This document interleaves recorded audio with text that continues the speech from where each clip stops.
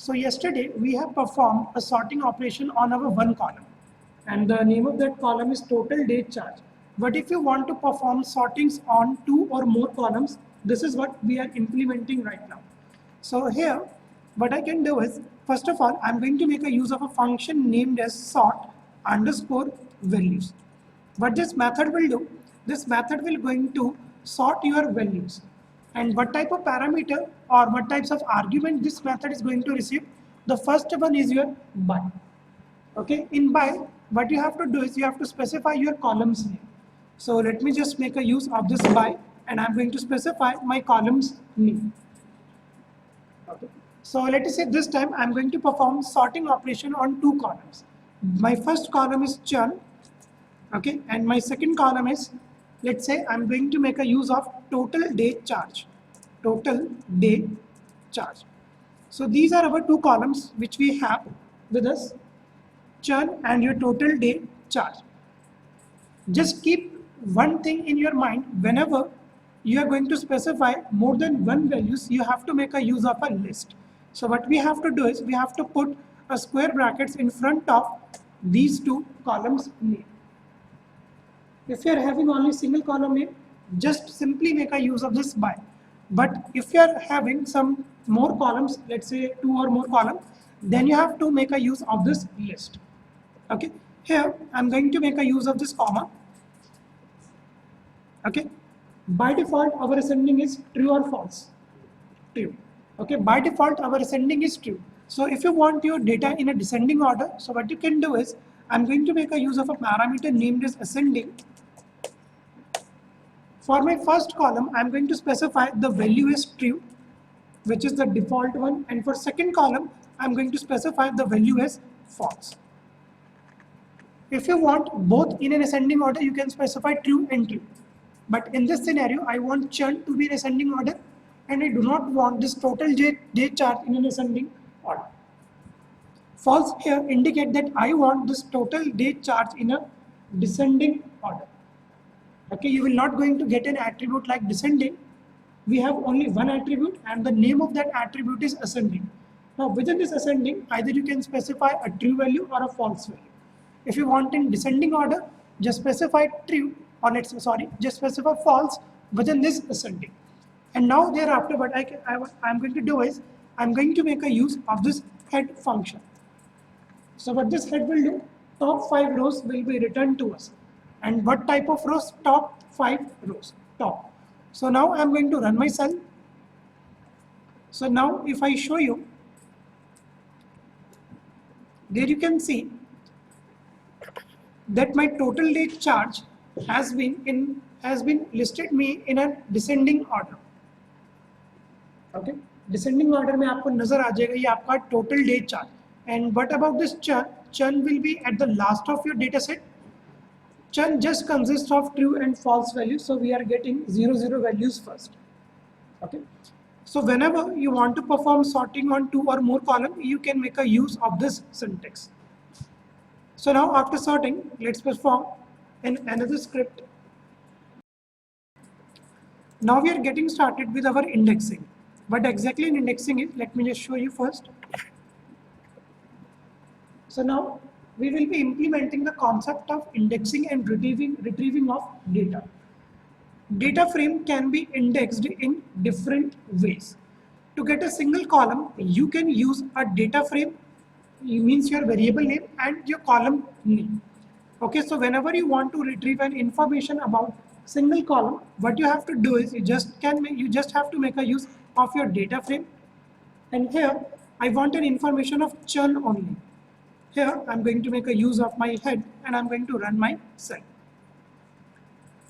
So this time, instead of getting the complete data set, you will going to get the information related to your churn fields. Okay. Moreover, what we can do is here I'm going to compute. Let's say I'm going to make a use of my churn column and I want to compute the mean value of this churn. If you want to find mean, you can make a use of this mean as well. So I'm going to make a use of this mean function and I'm going to run my cell, and you will going to get the mean value of your column name. If you want to find out the maximum, let's say what I want is, I want to find out the maximum of from this total international minutes. I want, let's say I want to have this maximum value of this total international minutes. So what you can do is, just specify your data frame, specify the name of your column. The name of my column is total INTL calls. Okay, do not make any spelling mistake over there. Total INTL calls, and from here I want a maximum value. So I'm just going to run my cell, and you will going to get the maximum value is 20. If you want the minimum, you can do the same. Just copy this, paste it over here, and change your function from max to min. So minimum we have is 0. So this is how you can perform an indexing on your columns name. And if you want to retrieve only particular information, this is very simple. Just make a use of this variable where you have stored your data set and specify the name of your column within square brackets. So now we are continuing with our Boolean indexing. This is one of the most important concept, Boolean indexing. This Boolean indexing will help us to get the information of Boolean variables. So let's say if you have any data available in your data set and the type of that data is Boolean, you can make a use of this Boolean indexing. What this Boolean indexing will do, let me just show you. Boolean indexing with one column is also very convenient. First of all, just understand the syntax of this Boolean indexing. What is the syntax of this Boolean indexing is, you have to specify your df.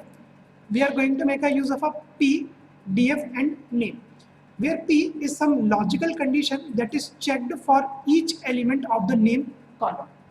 Okay, we are implementing this practically. I'm just showing you the syntax. This is a syntax which we are going to write.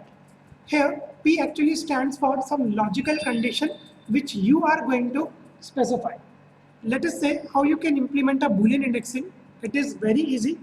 I'm going to make a use of my data frame. Okay, I'm going to make a use of my data frame.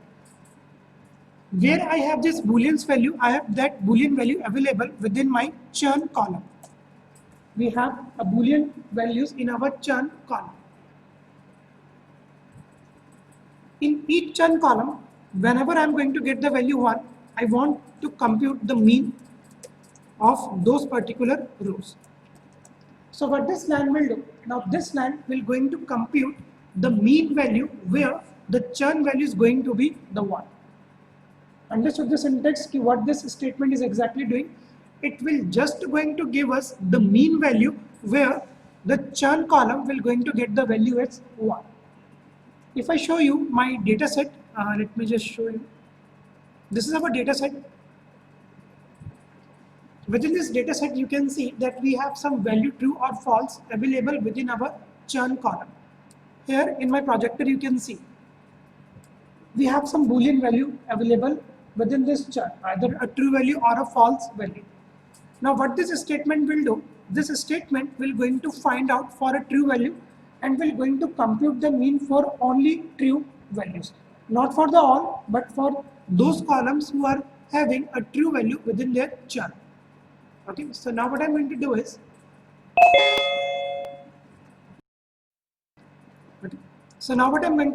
I'm going to run this cell. So this is my cell and I'm going to run this cell. And you will going to get the mean values. Okay, I'm facing some issue over there. Okay, data frame object is not callable. Okay. What you have to do is, here you have to make a use of a square bracket. I have done a syntax of, or let's say I have done a typo mistake over there. Okay, what we need to do is, here I'm just removing this df.churn. Okay, let's say instead of this, I have to make a use of square bracket. I have done a typo mistake over there, and now I'm going to run my cell. And you can see now this time we are getting the mean values of all our column, and this information is just indicating those mean values who have a churn as 1. Okay.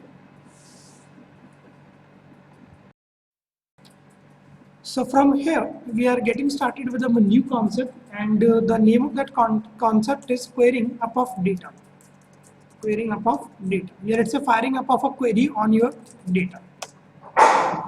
Let's say I have one question for you guys. Let's say, what if I want this information?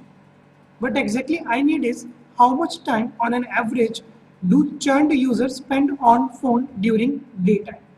This is what I want to compute. I want an average of how many churned users spend their time during daytime. Okay. First of all, those who are not aware of this data set, we have a column named as churn. In this churn value, we have true and we have false value. This true is indicate about our active user, and this false actually indicates about our inactive user. So first of all, you have to filter your query that first of all we will be initializing, let's say we will be going to have a look on those customers who have a one value available within your data set. Okay, because this churn actually indicates the true means it is an active user, false it is an inactive user. So there is no need of finding of the average of those customers who are actually having this false value available within our data set. So how you can solve this query? Let me just show you. Here, first of all, I'm going to make a use of my data frame. From my data frame, I'm going to make a use of my churn. I'm going to make a use of my churn. First of all, here I'm going to filter out my result. I'm going to make a use of is equal to 1. So this will going to give me only those list of customers who are our active user. And after getting this, what I'm going to do is here, I'm going to make a use of another square brackets. This is what you can do. And we have a column named as total day minutes. Okay, we have a column named as total day minutes. And thereafter what I'm going to do is I'm going to compute their mean value, and you will going to get an answer of your query. So when I run this cell, this is an average of my active user who spend their time during day. These are our percentile values which we'll get, and this is our script which we have written for this. Just implement this, and if you are facing any issue, just let us know. So let me just repeat my query again. We have to find out an average percentage of our churned user who spend phone, here it's who spend on phone during daytime. So first of all, we have filtered our result that I want an information about my active user. I have combined this value with this total day minute, and I have computed the mean value for both of these. So you will going to get an average. Our next query is that what is the maximum length of an international calls among loyal user? Churn is equal to 0 who do not have an international plan. Okay, just read this query again. We have to find out the maximum length of international calls among our loyal user. Okay, who do not have an international plan. So what we have to do is here I'm going to execute another script, and I'm going to write that script over here. Okay. First of all, this is my data set. How you can implement that query? Just let me know. How you can implement this query? So let's say here I'm going to write that script. First of all, I'm going to make a use of my data frame. Okay, this on our concept.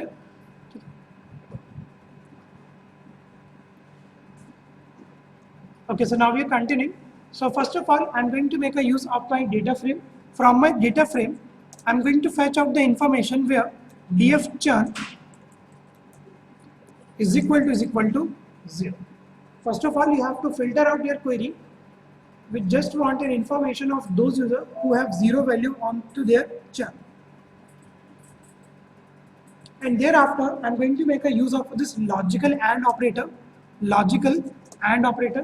this AND, and within this, I'm going to make a use of my DF, and I'm going to specify international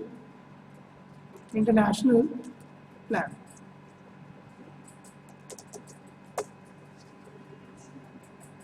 Okay. I'm going to make a use of this AND operator, and within this I have implemented international plan, or here I'm going to filter this query as well, and I'm going to make a use of this no.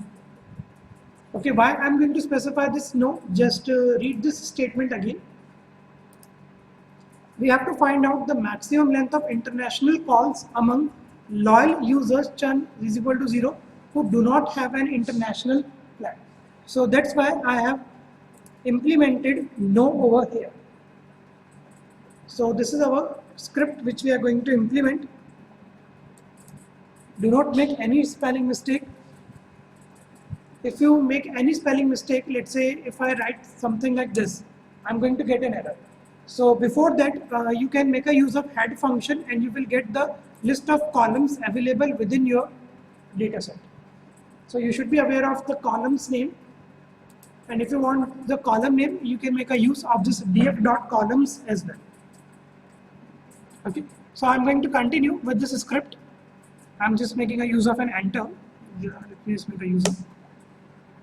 Anshu madam is asking a question. Yes, you can, madam. We have allowed you to talk. So we are continuing with here. Here, I'm going to now make a use of my column named as total international calls. Here let's say total international minutes. And now we can make a use of this maximum inbuilt function. Okay, this is our query. What we have to do is, first of all, we want to get an information of the churn user who are our valid user is equal to 0, and those who are not having an international plan. So I am going to write over here international plan is equal to no, and thereafter what we have to compute is we have to compute their total international minutes. And what we need is we want to get the maximum value. So here I'm going to make a use of this dot max function. This all you have to write in a one line. This is dot maximum function. So I'm just decreasing my site a little bit so you can have a look on my query. So this is our query which we have executed. Make sure that you have to write this in a single line. This is how you can write. And you can run this cell and you will going to get the maximum values at 18.9. So this is the concept of your retrieving up of our data, or you can say that a querying up of your data. So now we are continuing with our next concept. So now we are going to understand some more concepts of querying and of retrieving up of data. Here, now we are going to make a use of two functionality named as LOC and ILOC. This LOC actually here stands for location, and this ILOC actually here stands for index location. Whenever you want to retrieve an information basis on the row and column, you can make a use of this LOC. First of all, I would like to tell you the difference between this LOC and ILOC. In LOC, you have to specify three arguments: row, column, and position based selection. Okay, means you have to specify the name of your columns as well. And if you are going to make a use of this ILOC, you just have to specify the row and column. Okay, how many of you here are aware of the concept of multi-dimensional array? Okay, good. So let's say if you want to get an information, let's say I have a 3 by 3 matrix. I have 3 by 3 matrix, and I want to retrieve an information. Let's say show me the element which is available on an index number 2, 0. For that scenario in Python, you can make a use of this LOC and ILOC. How you can make a use of this LOC and ILOC? Let's understand this with the help of an example. Okay. Here, first of all, I'm going to implement LOC.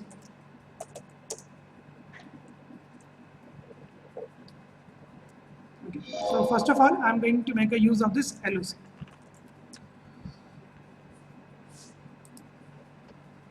Here, I'm going to make a use of my data frame, and from my data frame, I'm going to make a use of this LOC. Here you have to specify the location. What type of location you have to specify over here is you have to specify the row and column. So let's say here I'm going to specify 0 colon 5. Okay, 0 colon 5. And thereafter I just want an information of state. Okay, I'm just filtering this result. I want an information of my state, and let's say I want an information of my area code. So these are nothing but these are our columns name which we are going to make a use. State column area code. And what you have to do is you have to run this cell in order to understand what exactly this LOC is doing.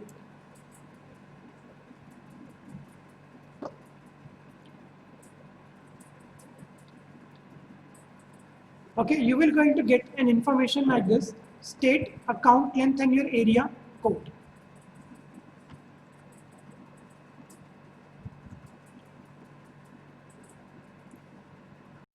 Now let's understand what exactly this LOC is doing for us. Here, first of all, I have performed a slicing. Slicing means I just wanted information from 0 till 5th rows. Okay, now you can see that I am getting an information from 0 to 5. And here I'm performing a slicing state till area code. So you can see that instead of getting state and area code, we are getting this account length as well. Okay, you are getting this account length as well. Okay, so now have a look on your data set. What this field is doing, it is printing a state, it is printing the account length till area code. This is the information which we are getting with the help of LOC. In LOC it will get included. This is the difference. In numbers also. 0 till 5. Okay, so you will going to get an information state, account length, and up till area code. This is the information which you are getting. So now we are going to make a use of an ILOC. So here I am going to make a use of df.ILOC. Okay, we are going to make a use of this df.ILOC. And here you can see that this ILOC is purely an integer location based indexing. Okay, it is purely an integer location based indexing. In this, you just have to specify the name of your columns. Okay, and only numeric values. How? Let me just show you. First of all, I want columns from 0 till 5. Sorry. Okay, so this will going to receive 2 parameters. Let me just write it over there. df.ILOC. The first parameter is your rows, and the second parameter are your columns. This is the only difference between this LOC and ILOC. In LOC, you have to specify your column name, but this ILOC is purely an integer index based value. So here what you can do is, I want my column from 0 till 3. So when I run this cell, I am going to get an above output. Same output we will going to get, which we are getting it above. Now here I am going to perform some more slicing as well. Let's say I want to retrieve only the last line of my data set. Okay, here we are going to retrieve the last line. Yeah, let's say the last row of our data set. The last row of our data set. So there what you can do is just make a use of your df, make a use of this square brackets and specify a negative indexing over there. Okay, you have to specify the negative indexing. Positive indexing start from the bottom and the positive indexing start from your top and negative indexing start from your bottom. So here I'm just going to get the -1 value and I'm going to run my cell. So there you can see only one row has been returned to us, and this is our last row. df -1.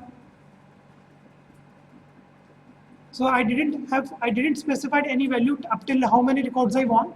So this is only going to retrieve us. Yeah, let's say it is only going to give us the last row of your data set.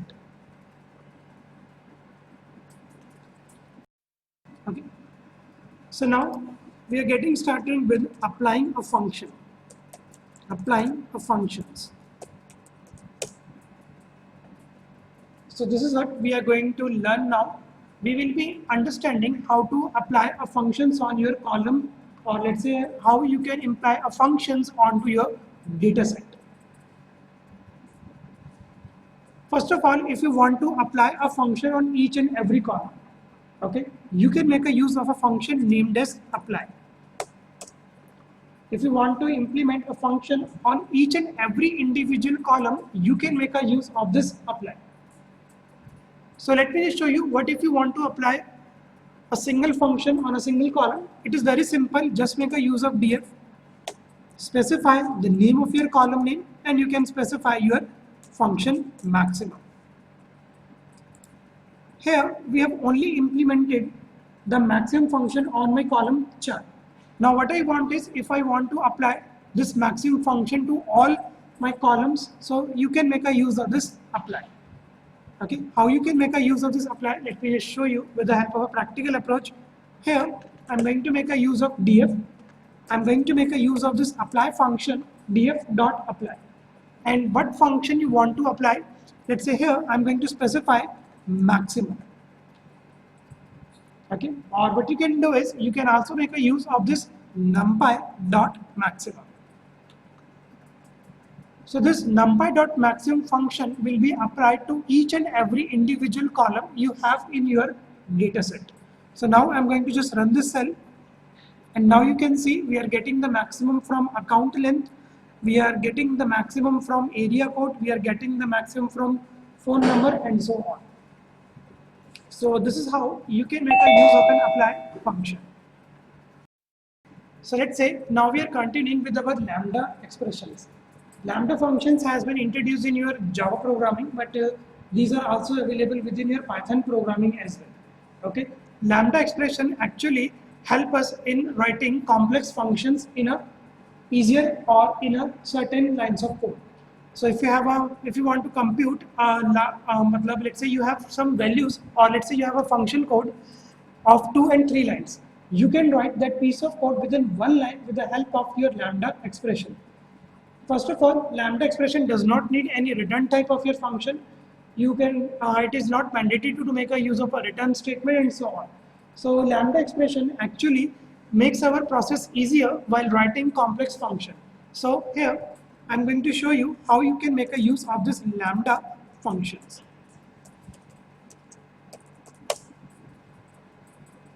For this lambda function, let's say what I want is, lambda functions are very convenient in such scenarios. Let's say if we need to select all states starting with W. Okay, this is my query that I want to select all the states starting with W. We can do it like this. First of all, I have to specify my state column name. So df.state. Here I'm going to make a use of this apply, and I'm going to apply my lambda function. In this lambda function, you can see that I'm checking the first occurrence of my state 0 as W. Okay, so if this function will going to get the first occurrence as W, it will going to return us all the states starting with W. So this is the lambda function which we are going to implement. So do not make any type of mistake. I'm going to make a use of my df. From my df, I want to select my state, and on this state I want to apply a lambda function. Onto this state we are going to apply a lambda function. In order to apply a lambda function, you have to make a use of a reserved keyword lambda. On what column you are going to specify? You have to specify that column name state, and within the state I'm just interested in getting this first occurrence as W. So this is your lambda expression, which actually makes your complex task easier. And here I'm going to make a use of this head function. So I'm going to get only the top 5 rows, and I'm going to run this cell. So now you can see that all the state will be revert back to you who has their initial letter as W. So this is a script which you have to write. Okay, I'm going to make a use of an enter. This is our complete script. Kindly write this script in a single line, else you will going to face some issue. Okay, so after lambda expression, now I would like to show you the power of this map. Okay, but this map is, let me show you, the map method can be used to replace values in a column by passing a dictionary of the form. Okay, what you have to do is, with the help of this map method, you can replace the values of your column, and for that you should be aware of the concept of dictionary. So what is dictionary? It is a data container in Python which actually holds the value based on key and based on its value. So if you are going to make a use of this map, you have to specify your old value, and with the help of this single column you can specify your new value. In my data set, as you can see, that in an international plan I have value no and I have value yes. I want to change, or let's say I want to replace these values. I'm going to change this no as false and I'm going to change this yes as true. So here I'm going to make a use of my map functionality. How you can do so? Let me just show you. Here, first of all, I'm going to create a variable d. I'm going to create a variable as d. Within this, I'm going to implement a dictionary. Dictionary has to be in a key and value format. So this is my key, no, and this is going to be my value, false. Okay, this is going to be my key, yes is my key, and true is my value. So I have stored this information on a variable named as d, or let's say d, you can say that it is a short form for my dictionary. And now here I want to replace my international plans. I'm just going to type it over here, international plans.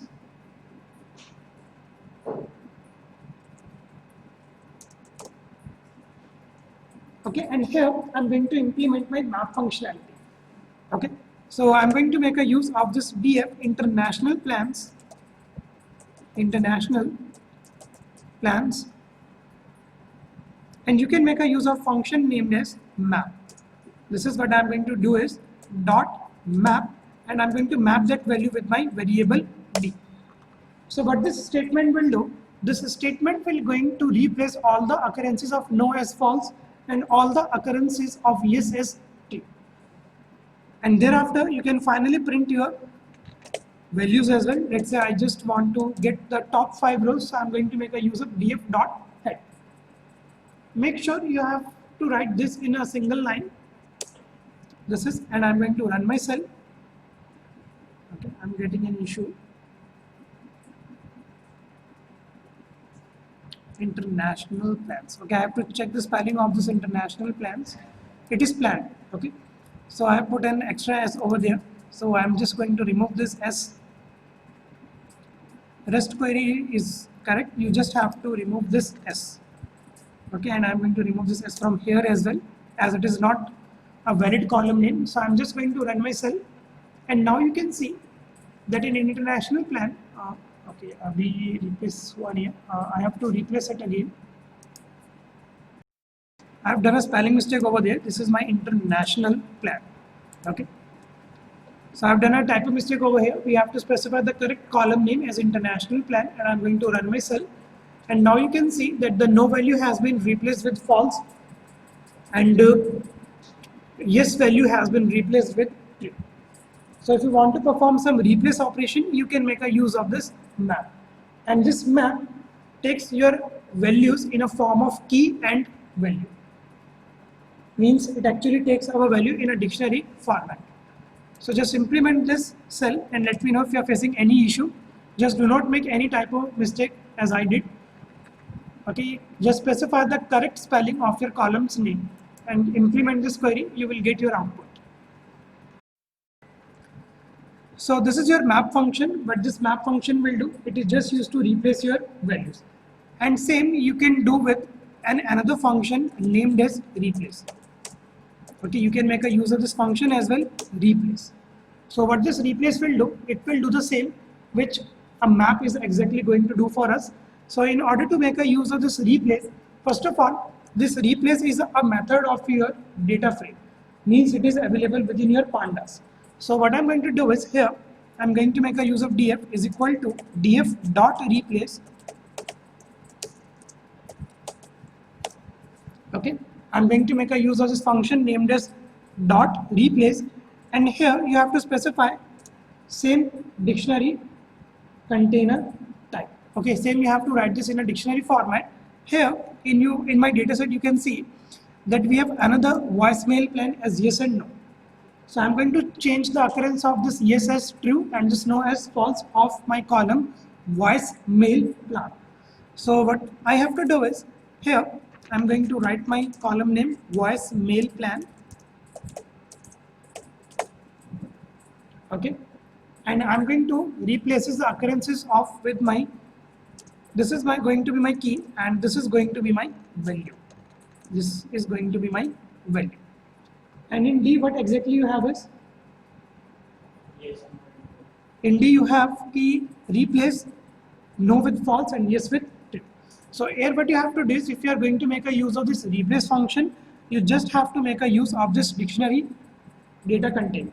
Specify your key and specify your value from which you want to replace all the occurrences of this voicemail plan. And here, I'm going to run my cell. So I'm just going to make a use of this df dot head. I'm going to run the cell. Unashable type it. Okay. Voicemail plan. Okay. Here I have to make a use of this single column D. And now you can see that voicemail plan has been replaced as well. ये ऊपर वाला, ये वाला. So let's say after performing replace and map, now we are continuing. And the name of this topic is data frame transformation. Data frame transformation. Now let's say consider a scenario where you want to add one more column into your data set. Okay. In this data set, what we are going to do is we are going to add one more column after this chart. So how you can do so? Here, this concept is called as your data frame transformation. Okay, first of all, what you have to do is you have to specify your new column name.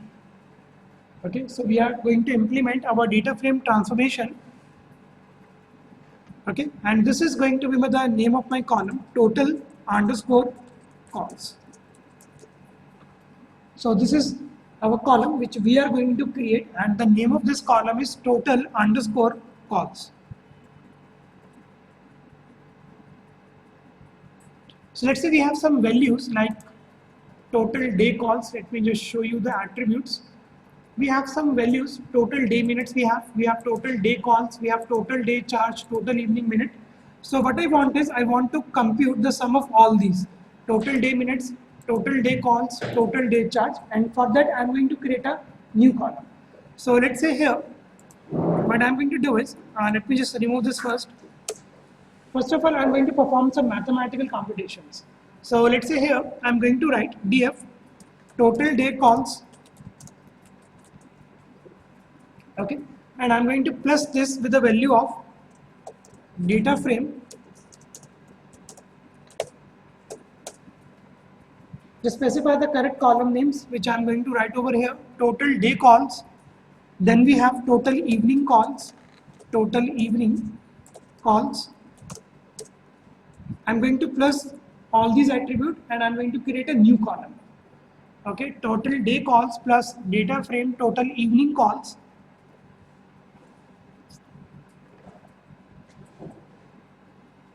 Okay, if you want to make a use of a continuation, so you can make a use of this backslash. This will indicate that we are continuing with our script. Okay, press enter. So this will be in a continuation. So if you are going to make a use of the slash, this indicate that we are in a continuation.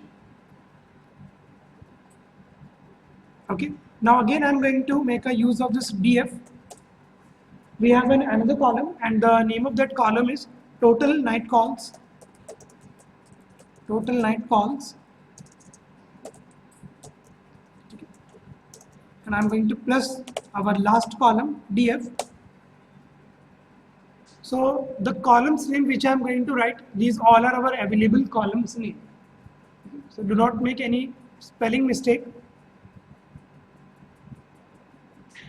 And I'm going to make a use of finally total international calls. Make sure कि इन सभी columns का name आपका या let's say data type should be in an integer 64 or a float 64. अगर इनका data type object है, so you will definitely going to get an error. So अगर इनमें से किसी भी column का आपको लगता है कि object है, तो make a use of this as type function, convert their data type, and then you can perform a mathematical computation. Okay. Here I'm going to save this information on a variable named as total underscore calls. Okay, I'm going to save the sum of all within my variable named as total underscore calls.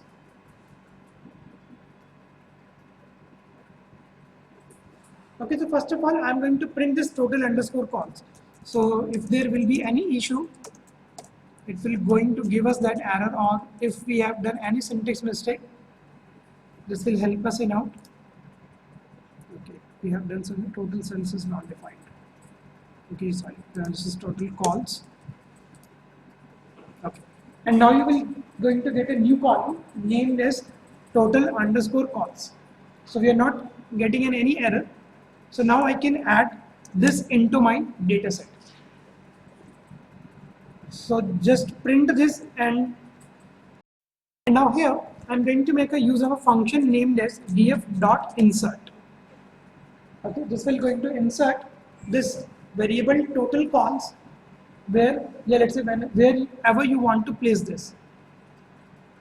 So let's say for this demonstration, I'm going to add this total underscore calls at the end of my data set. सबसे end में इस column को add करूँगा अपने data set में. So I'm going to make a use of this df.insert.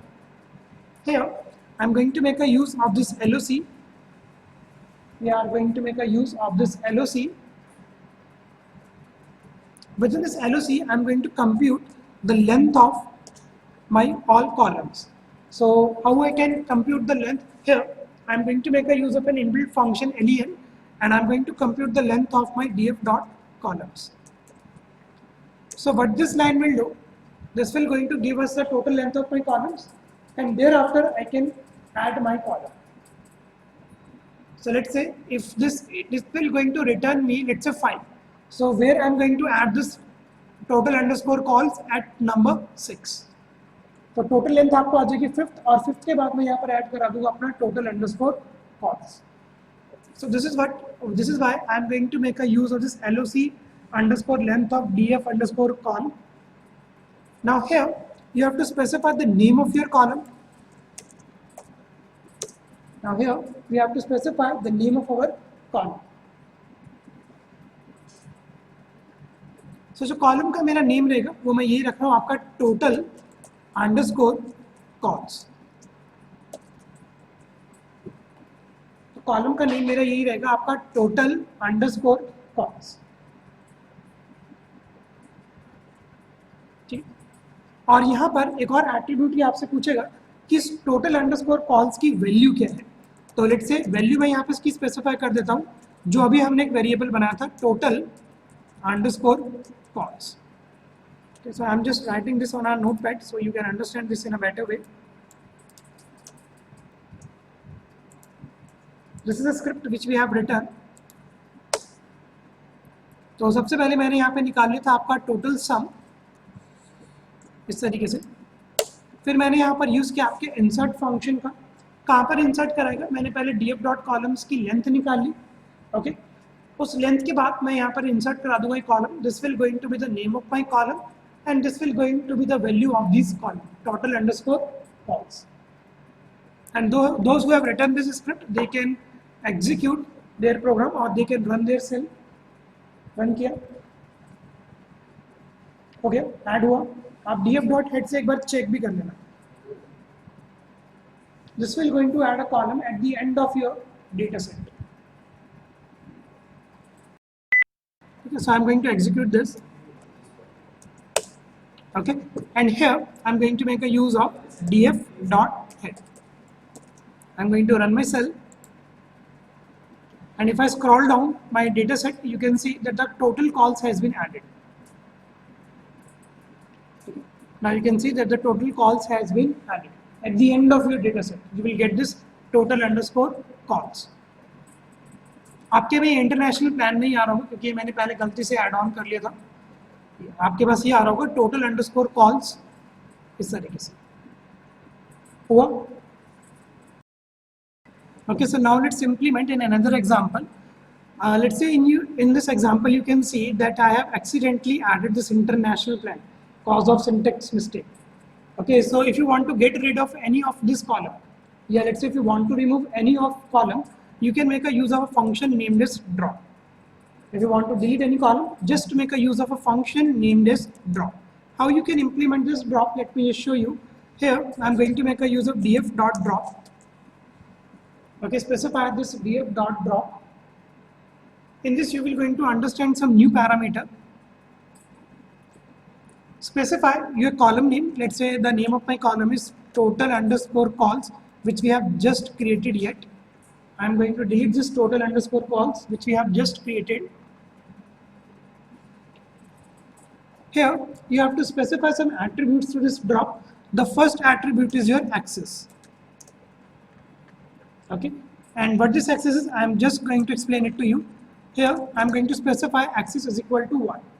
Here we are going to make a use of another attribute, or let's say parameter, and the name of that parameter is in place, and I'm going to make a value as string. So now I'm going to explain you what exactly an access is and what exactly an in place is. Okay, so after writing this script, just have a look on my screen. You have to indicate access either a 0, or you can make a use of 1. Okay, in an access, this access will going to receive 2 values from you. If you are going to delete an index, you have to specify 0, and if you are going to delete a column, you have to specify the value as 1. So here you can see that in my access I have written 1. Why 1? Because I'm going to delete a column. 0 for your index and 1 for your column. And what is in place? In place actually indicate, let's say by default it is false. In place is your by default false.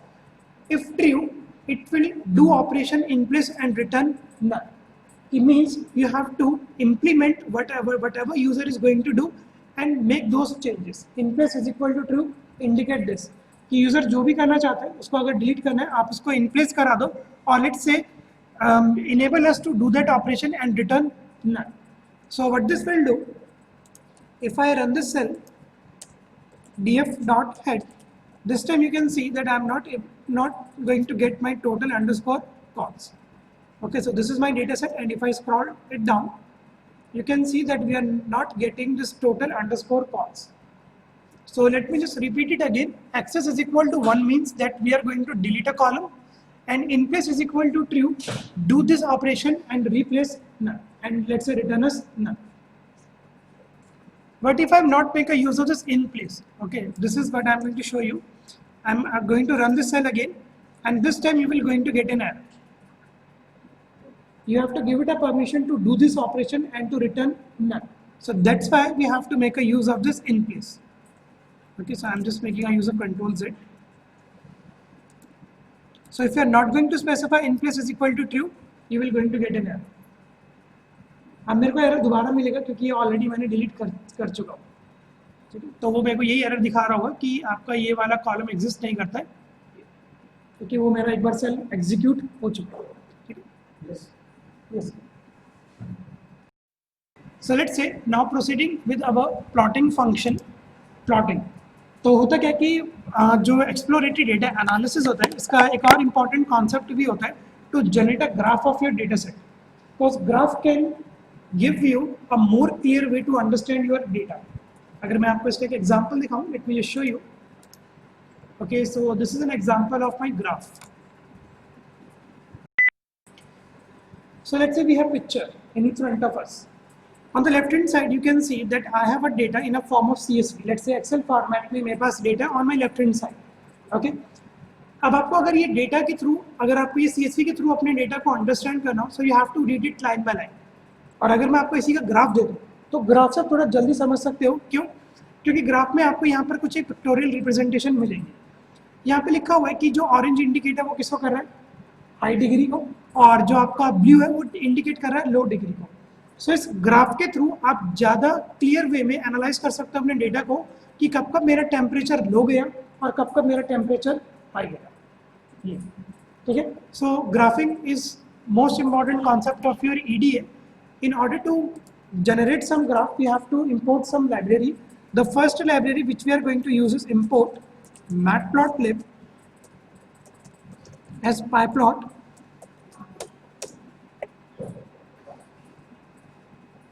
Okay, I'm going to import this, import matplotlib as pyplot.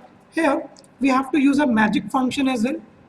ये magic function क्या होता है? Sometimes our Jupyter fails to load our graph. Okay, what you will get is, instead of graph, you will going to get some textual representation. In order to avoid these type of situation, we have to implement a magic wand function, and the name of this magic wand function is matplotlib space inline. This will guarantee कि your graph will get generated.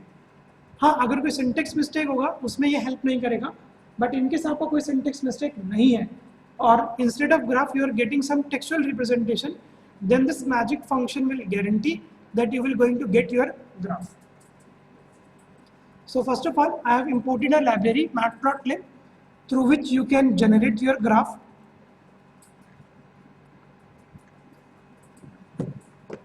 Okay. There is another way which you can write. Okay, I'm just removing this. I'm going to write this in this format, matplotlib.pyplot as plt. Star भी आप use कर सकते हो. You can also indicate a star as well. So here you can write this correct syntax कि from this matplotlib.pyplot I have created a reference variable as plt and we have implemented a magic function as well.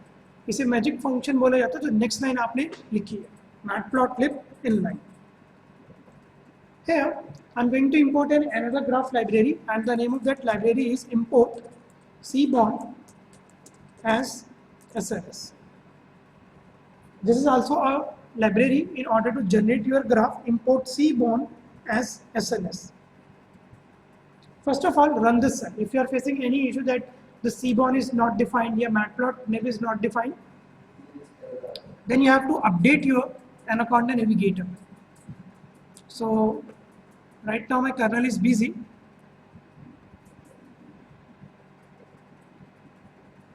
Okay.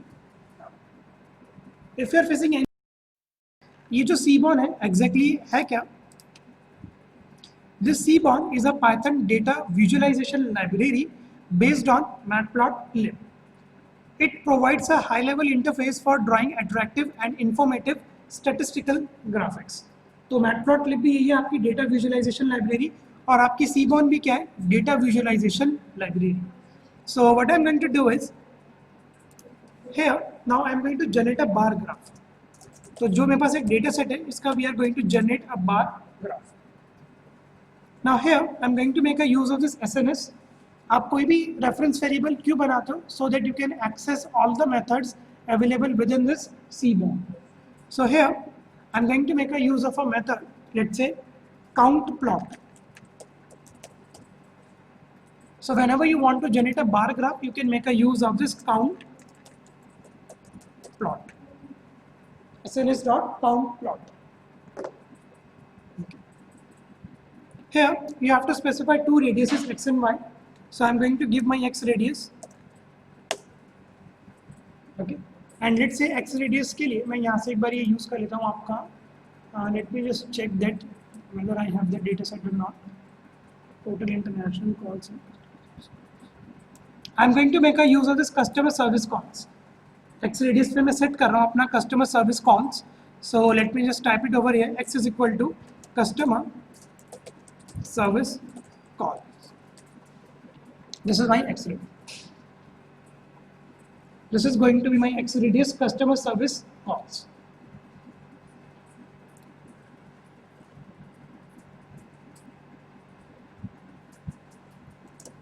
In this count plot, you will not going to get the Y radius. Instead of that, you will going to get HUE, hue. So this will going to indicate your Y radius, and I'm going to make a use of this churn as my Y radius. So here what I'm going to do is, I'm going to make a use of churn values as my Y radius, churn. And here, I'm going to make a use of my data. From where I'm going to get this data? I'm going to get this data from my data frame. Data is equal to data frame. Okay. And finally, I'm going to generate a graph for this. So in XRadius, I have specified customer service call. In Hue, I have specified churn, and the last attribute which we have used is data. And data we are actually using is DF. This is the data which we are going to use. And thereafter, you can just run this yourself, and you will going to get your data. So this is our concept of exploratory data analysis. And now we will be solving your Q&A and all your doubts. So first of all, just generate this graph, and now we are proceeding towards Q&A session.